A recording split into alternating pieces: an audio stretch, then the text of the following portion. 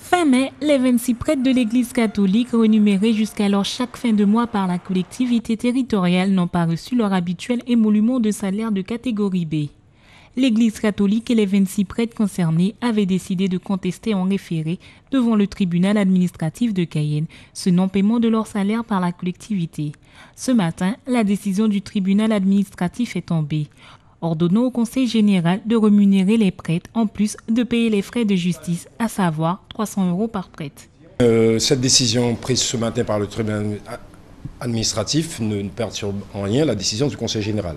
Je l'ai rappelé, c'est une décision qui a été prise dans un contexte financier difficile.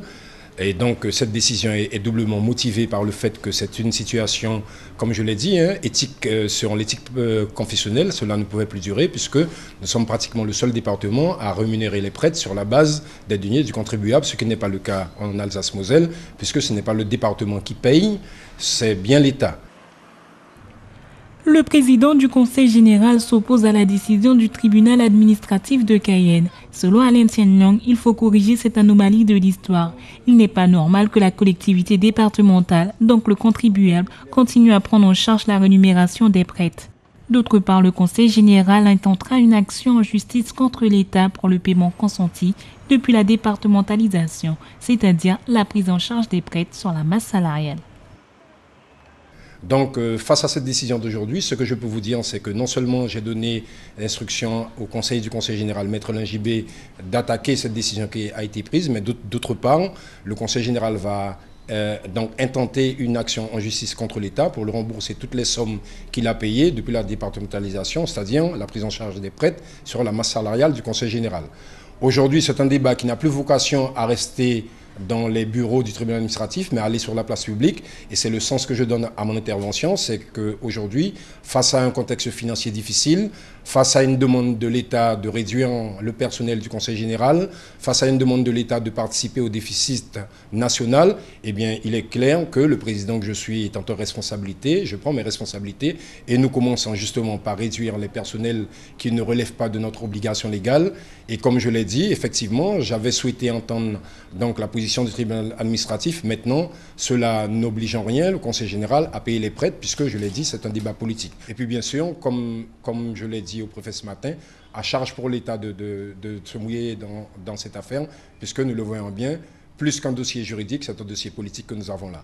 Mais comme je l'ai dit aujourd'hui, le Conseil général n'a pas les moyens de prendre en charge les prêtres. D'ailleurs, à titre d'exemple, je vais même vous dire que les 1 million d'euros que nous avons donc pris sur la masse salariale qui était consentie aux prêtres, eh bien, nous l'avons tout simplement transféré aux SDIS pour l'embauche des 23 sapeurs-pompiers qui ont été lauréats de concours en décembre 2011. La surveillance sur la prolifération du chikungunya s'est intensifiée. Après près de 75 000 cas évocateurs aux Antilles et en Guyane, les regards se tournent maintenant vers l'Hexagone, où 47 cas importés ont été recensés, principalement dans le sud du pays. Il s'agissait dans 95% des cas de personnes qui revenaient des Antilles. Jean-Claude Desinclos, directeur scientifique de l'Institut de veille sanitaire, a déclaré que la probabilité pour qu'une épidémie de chikungunya se déclare en France métropolitaine cet été est bien plus importante que dans les années précédentes. Le virus a déjà touché 8% de la population de la Martinique et 7% de la population de la Guadeloupe. Les services de santé estiment que le nombre de malades devrait progresser encore. Les groupes considérés plus sensibles aux symptômes de la maladie sont les enfants, les personnes âgées ou les individus dont la santé est déjà fragilisée. Alors oui, en général, les enfants sont des populations qui sont plus fragiles, donc qui peuvent en effet faire des formes qui sont plus sévères et plus graves que des adultes. Mais dans les adultes également, il y a des populations qui sont plus fragiles. Ce sont bien sûr les personnes âgées et les personnes qui sont déjà porteuses de maladies, en particulier de maladies chroniques. Compte tenu des échanges incessants entre les Antilles et la métropole, les risques de dissémination de la maladie à l'Hexagone seront augmentés durant l'été, période où le moustique vecteur de la maladie sont plus actifs. Ce type de moustique prolifère dans un environnement particulier, chaleur et eau stagnante. Les conditions retrouvées dans les pays tropicaux, mais aussi durant l'été dans les pays tempérés. Pour lutter contre le chikungunya, les autorités sanitaires appellent à la vigilance de chacun. Voilà, je pense qu'il est très important en cette période où on craint justement une épidémie de chikungunya que les personnes qui aient de la fièvre se protègent des piqûres de moustiques parce que si elles sont en effet virémiques, si elles portent le virus dans le sang, si un moustique les pique, il va devenir contaminant, il va pouvoir contaminer une autre personne. Donc se protéger dès qu'on a de la fièvre, en mettant par exemple des répulsifs ou en restant chez soi ou en se protégeant sous une moustiquaire si on a de la fièvre, ça permet d'éviter la contamination des personnes de son entourage. La seule solution est de limiter la diffusion du virus en éliminant au maximum les moustiques qui le transmettent. Il est important de signaler les cas suspects ainsi qu'une concentration de moustiques. Les personnes infectées doivent impérativement éviter de se faire piquer par d'autres moustiques afin de ne pas transmettre la maladie à d'autres individus.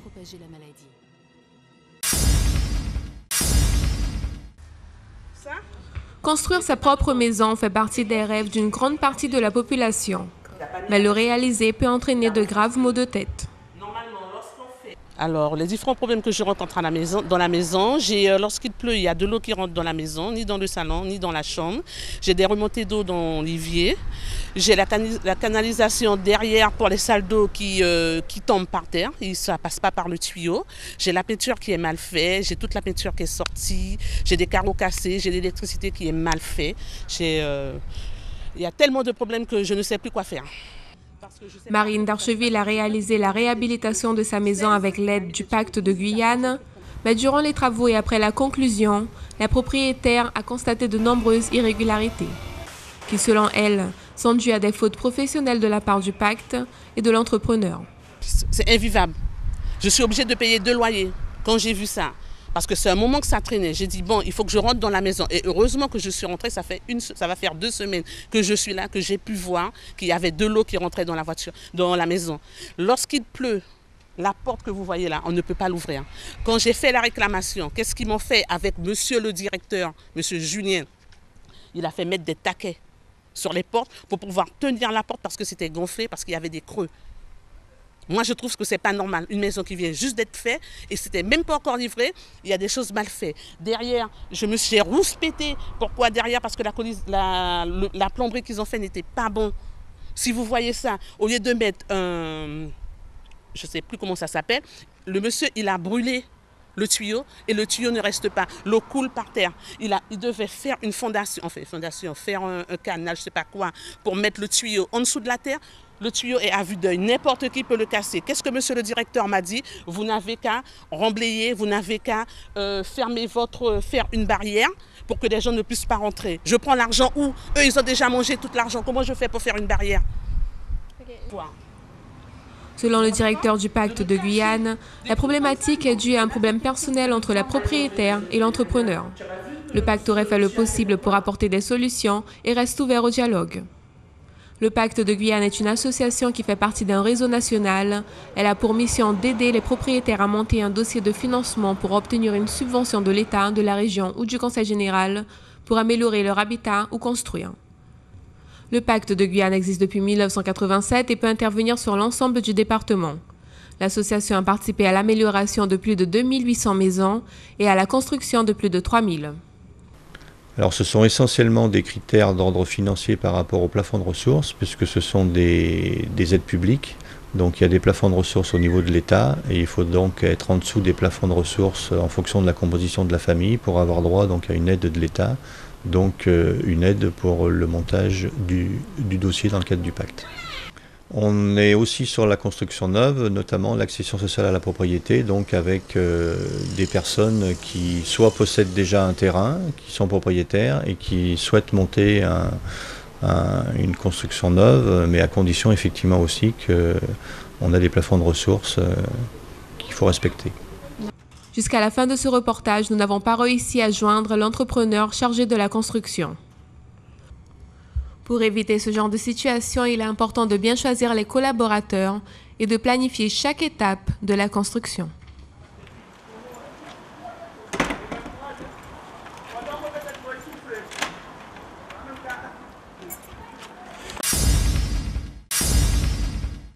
Il faut faire preuve de patience au pôle universitaire de Guyane. Le protocole de fin de grève signé le 11 novembre prévoyait que le décret de création de l'Université de Guyane serait publié avant la fin du premier trimestre de cette année. La promesse a été rapportée au mois de juillet. Il existe bel et bien un projet de décret, mais celui-ci ne satisfait pas l'intersyndicale. Le projet actuel donne une large place aux organismes de recherche dans les organes décisionnels. Pour les représentants de l'intersyndicale, il manque un peu de bonne volonté de la part des personnes impliquées. Le Conseil national de l'enseignement supérieur et de la recherche devait donner son avis depuis lundi à la publication du décret. Un avis qui doit obligatoirement être précédé par celui des instances locales de l'UAJ. Ces derniers ne se sont pas réunis pour analyser le dossier. Les anciens représentants du mouvement de grève d'octobre et novembre 2013 accusent Mancé Caster de jouer la montre. Ils expliquent qu'elle sait depuis le 11 novembre les différentes étapes à franchir pour arriver à la signature du décret. Mais la même ferait tout le possible pour nuire à la création de l'université de plein exercice de la Guyane. L'intersyndicale pose à nouveau un ultimatum. Si aucune solution n'est apportée dans les prochains jours, il s'adressera directement au ministère de l'Éducation supérieure pour que le décret de création de l'université soit signé directement par le ministère. La thématique sera abordée demain à partir de 18 h à l'amphithéâtre du pôle universitaire. La rencontre réunira l'intersyndicale de l'université et celui de l'éducation. La conférence débat aura pour sujet l'école en Guyane, de la maternelle à l'université. Dans la continuité de ses actions d'animation, l'association Coniotopia du quartier Cogno-la-Mirande de Matoury propose aux habitants de suivre les matchs de football des équipes France et Brésil sur grand écran. Je trouve qu'on est ici à Cogno-la-Mirande qui a largement fait l'actualité ces derniers temps avec différents décès, des problèmes de meurtre lors de soirées, etc. On a une jeunesse assez, assez ciblée. Donc nous, à Coniotopia, on essaie justement pas forcément de casser cette image, mais un petit peu de remettre un certain équilibre. Il n'y a pas que ça à Cogno. Il se passe différentes choses dans des contextes et des ambiances plus conviviales et pas forcément violentes. Justement, ces diffusions, c'est l'occasion de montrer à tous qu'à Cogno, quels que soient les différents quartiers ou les conflits entre jeunes, ils sont tout à fait capables de se retrouver autour de manifestations sportives de manière pacifique. On essaye de suivre les tendances et différents événements et de montrer à la population du quartier que justement on essaye de marquer le coup et qu'ils peuvent, s'ils veulent venir avec nous, passer un moment convivial. Donc en ce moment c'est la Coupe du Monde, donc on essaye de mettre notre pierre à l'édifice. Pour construire ou acheter un immeuble, il est important de planifier car cela demande un grand investissement. Ces dernières années, de nombreuses constructions se réalisent dans le département. Bien que la majorité soit des logements sociaux, une partie sera achetée par des particuliers. La défiscalisation est un mécanisme qui permet aux investisseurs immobiliers qui souhaitent acheter un bien neuf de réduire des impôts un pourcentage du montant de l'investissement. S'il s'agit d'une résidence principale, il sera défiscalisé 18% de son investissement total de ses impôts. Et s'il s'agit d'un bien qui sera loué, la défiscalisation sera de 26%. Selon chaque profil, la défiscalisation pourra se faire sur 5 ans ou 9 ans de déduction sur les impôts. Mais d'autres personnes peuvent-elles avoir accès à ce mécanisme? Si on est dans le cadre d'une résidence, d'une défiscalisation à titre de résidence principale, donc il faudra que l'investisseur soit primo-accédant. D'accord ? Primo-accédant au sens de la loi Jardin, ça veut dire ne pas avoir été propriétaire de sa résidence principale les 2 dernières années. S'il s'agit d'un investissement dans le locatif, tout le monde peut défiscaliser à partir du moment où, bien sûr, on a une surface financière, c'est l'intérêt. Et puis, tant qu'à faire, à partir du moment où on paye une somme assez conséquente à titre d'impôt sur le revenu. Des changements ont été apportés cette année à la défiscalisation avec le remplacement du système Girardin par le système Duflot. Dans le cadre de la Duflot, si vous voulez défiscaliser, il y a un plafond, c'est-à-dire qu'on ne peut pas dépasser 300 000 € pour un investissement. Donc à partir du 1er janvier 2013, tous les nouveaux permis de construire, malheureusement, ne pourra plus défiscaliser à titre de résidence principale que sur du locatif et en respectant des critères de ressources des locataires et des plafonds de loyer qui sont relativement bas. On est en train de passer sur un système semi-social. Le profil des investisseurs a changé. Plus de Guyanais investissent dans l'immobilier. Aujourd'hui, 50% des demandes sont faites par des Guyanais. Fut un temps, il y avait, c'est vrai, beaucoup d'investisseurs métropolitains qui étaient très intéressés par les taux pratiqués dans les dom-toms. À l'époque, si on devait faire une petite ventilation, on avait à peu près, je dirais, c'était du 70% de métropole et 30% au niveau local. Quelques conseils pour ceux qui souhaitent investir dans l'immobilier.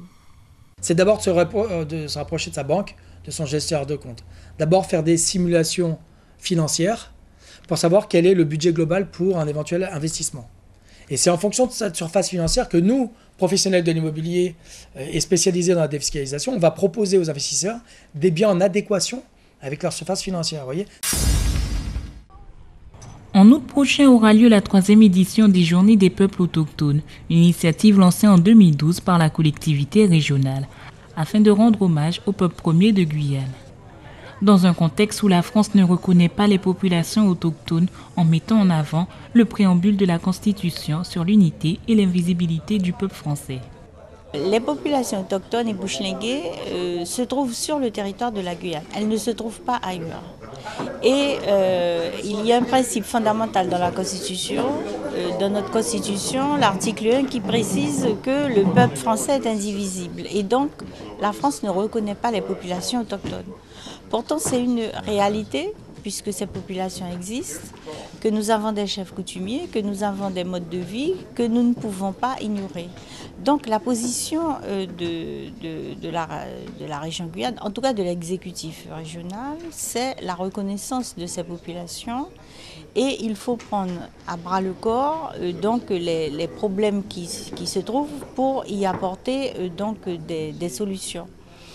Cette reconnaissance au niveau régional, elle est effective et le président de région a eu la volonté politique donc d'instaurer depuis le début de son mandat les journées des peuples autochtones qui se déroulent le 9 août et les jours suivants. Et à l'occasion, alors quels sont les problèmes qui se posent? Forcément donc la reconnaissance d'abord officielle qui implique le statut des autorités coutumières. Donc aujourd'hui, nous savons que seules quelques autorités coutumières donc, sont rémunérées par le Conseil général et nous avons toujours dit que nous souhaitions que l'ensemble des autorités soient prises en compte avec un véritable statut, une rémunération tout à fait raisonnable, des missions de service public régional pour accompagner les collectivités et puis donc cette reconnaissance donc officielle. Ensuite, il y a la représentation et des populations bushlinguées et amérindiennes et celle des chefs coutumiers. Pourquoi? Parce que notre société est organisée de façon avec la représentation. C'est une base démocratique représentative, tant il est vrai que tout le monde ne peut pas être partout.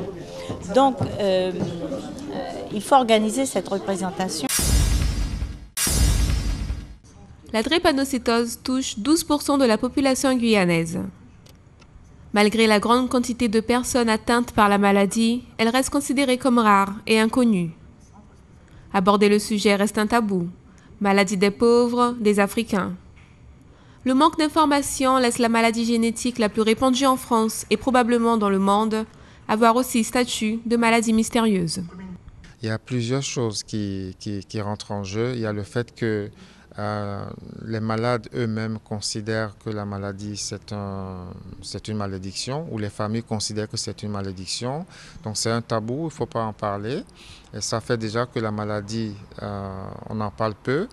Après, il y a le fait que les gens disent que ça touche une population particulière qui n'a pas assez, qui n'est pas solvable comme on dit.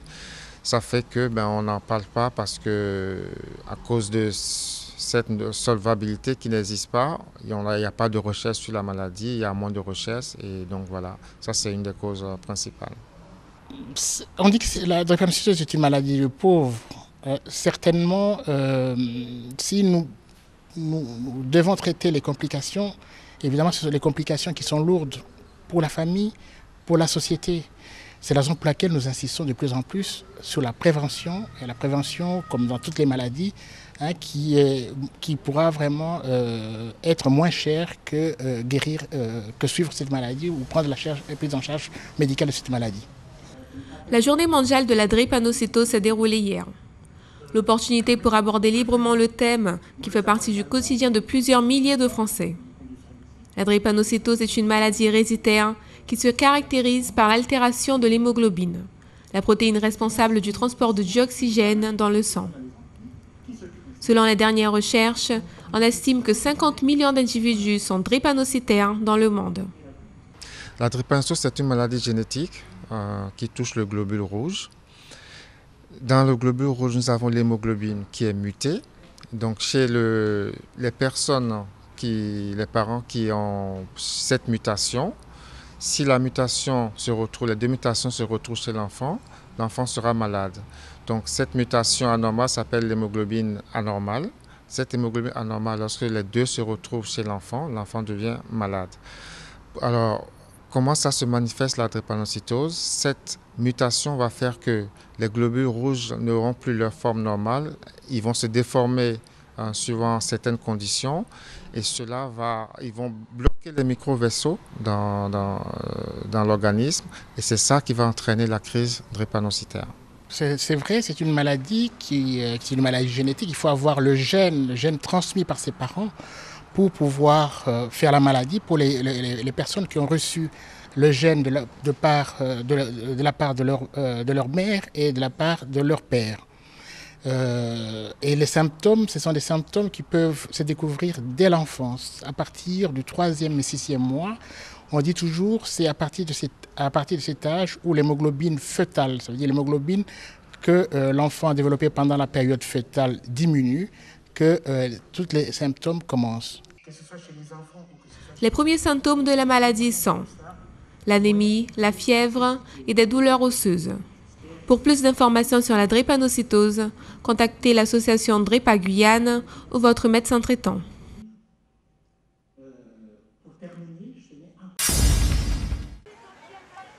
Les grandes vacances, c'est pour bientôt et nombreux profiteront de la chaleur du soleil. Mais ce n'est pas une raison pour sortir sans protection. Les rayons du soleil transmettent en effet des ultraviolets. Invisibles à l'œil nu, pas sans conséquences. Pour commencer, on va bronzer, ce qui peut entraîner un vieillissement cellulaire plus tard et des rides qui vont apparaître un peu plus tôt. Et sinon, dans les conséquences un peu plus graves, ça va être le coup de soleil qui est une véritable brûlure et qui peut aller jusqu'à la brûlure du 2e, si ce n'est du 3e degré dans les cas vraiment extrêmes.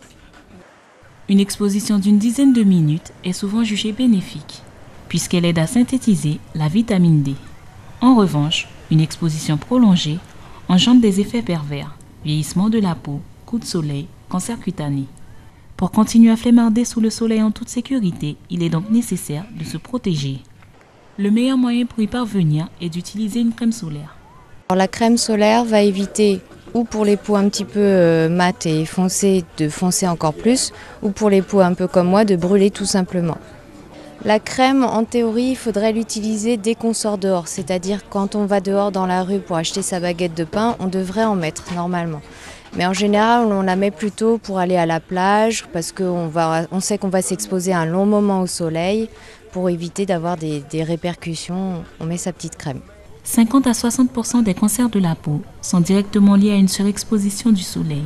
Même si les méfaits sont connus, les mesures de prévention ne sont pas toujours respectées. Il existe plusieurs types de crèmes. Il va y avoir la crème qui va être plus spécifique pour le visage et la crème plus spécifique pour le corps. Pour un enfant, systématiquement, qu'il soit blanc, qu'il soit noir, qu'il soit mat, peu importe, il faudrait mettre de la crème. Parce qu'un coup de soleil à cet âge-là, ça a vraiment de grosses répercussions beaucoup plus tard. Et encore plus pour les bébés. Normalement, il faut en remettre toutes les 2 heures. Et même si la crème est marquée waterproof, quand on se baigne, automatiquement, il y a toujours une partie qui part.